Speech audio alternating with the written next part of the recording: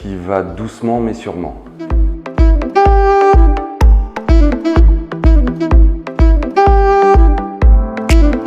J'ai commencé commercial en porte-à-porte pour un journal qui s'appelle Ouest France, très peu connu dans l'ouest de la France.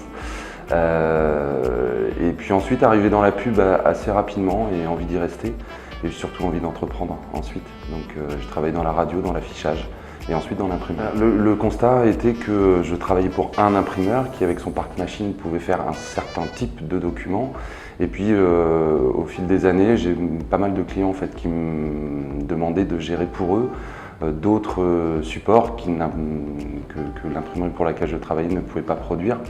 Et là je me suis rendu compte effectivement il y avait un vrai besoin de service puisque certains imprimeurs s'attachent surtout à la partie technique de leur métier et à la relation clientèle, peut-être parfois un peu moins. Alors c'est pas vrai chez tout le monde, mais voilà, et je me suis dit tiens, il y a d'un côté des clients qui eux ont des besoins d'être livrés pour des événements, pour des opérations commerciales, et de l'autre des gens qui ont besoin de produire, mais par contre c'est deux langages, l'un très technique chez les imprimeurs et l'autre beaucoup plus pragmatique en fait chez les annonceurs ou les agences. Il y avait peut-être besoin d'avoir un espèce de décodeur entre les deux, et notamment pour la partie suivi de projet, quel que soit l'imprimeur que l'on choisit derrière. Alors révolutionner, je n'ai pas cette prétention, mais en tout cas elle a au moins le mérite d'avoir été créée pour les besoins d'un client au départ. Alors cette plateforme, elle permet en fait à des adhérents d'une même marque de pouvoir commander facilement toutes les PLV, les goodies, les services, les documents à personnaliser par exemple, que la marque met à leur dispo pour leurs besoins quotidiens. Donc ça m'a permis à moi de franchir le cap du digital, puisque on parlait toujours d'être disruptif, de digitaliser son métier, sauf que dans l'imprimerie c'est pas forcément évident. Mais je me suis surtout rattaché à notre cœur de métier qui est le service client. Et là, le digital remplit d'énormes conditions par rapport à ça. Ça a plusieurs vocations. La première d'aider en fait une tête de réseau à fluidifier son quotidien avec cet outil digital.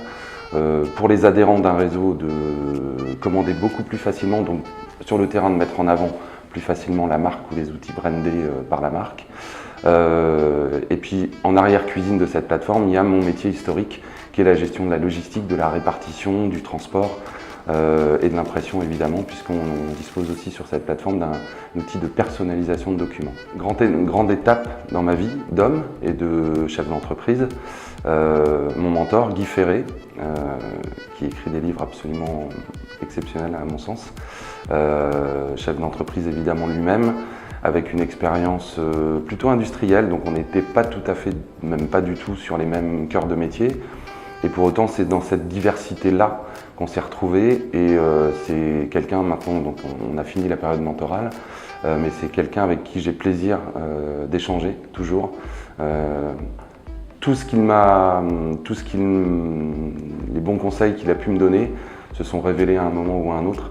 Moi, ça m'a permis de franchir une vraie étape dans ma vie d'homme, encore une fois, et puis de faire grandir ton direct à la base. Get It est un peu né de mes échanges avec lui. Et puis il y a l'IME dans son ensemble aussi, toutes les rencontres qui sont faites avec d'autres chefs d'entreprise. Ça brise quand même clairement la solitude du dirigeant. On a parfois l'impression d'être dans son quotidien, la tête dans ses problèmes. Et puis à un moment, on pousse une porte et on se rend compte que ah, bah tiens, je suis pas tout seul à vivre ces mêmes problèmes, et ce, quelle que soit la taille de l'entreprise. Et il y a un vrai échange, une vraie solidarité. Et ça fait du bien. Alors j'ai été mentor au MoveJ déjà. Oui, avec grand plaisir, parce que quand on reçoit, comme j'ai reçu et comme plein d'autres mentorés ont pu recevoir, je crois qu'on a à cœur de prolonger la chaîne de ça. Donc je pense que dans les années qui viennent, ouais, ce sera avec grand plaisir. Avec grand plaisir. J'ai coutume de dire qu'un club de cette taille, puisqu'on a plus de 500 licenciés, l'équipe première évolue au niveau national, c'est une entreprise, on a des salariés, donc même si le statut c'est une association loi 1901, mais l'organisation interne se doit d'être comme une entreprise, à la différence près qu'on s'appuie sur énormément de bénévoles. Voilà, mais autrement, dans l'organisation, dans la compétition au sens noble du terme, c'est un projet d'entreprise. Alors forcément aujourd'hui c'est moi qui l'ai initié, même si d'autres avant moi avaient déjà franchi des paliers, donc je suis très humble par rapport à ça. Il fallait à un moment franchir un nouveau palier, c'est moi qui le mène, mais le plaisir c'est de mener ce projet en collectif en fait, que ce soit avec les joueurs, avec les bénévoles, avec les gens du conseil d'administration, du comité directeur avec qui on travaille au quotidien. C'est une entreprise, mais en plus il y a la passion du football qui est au milieu de tout ça.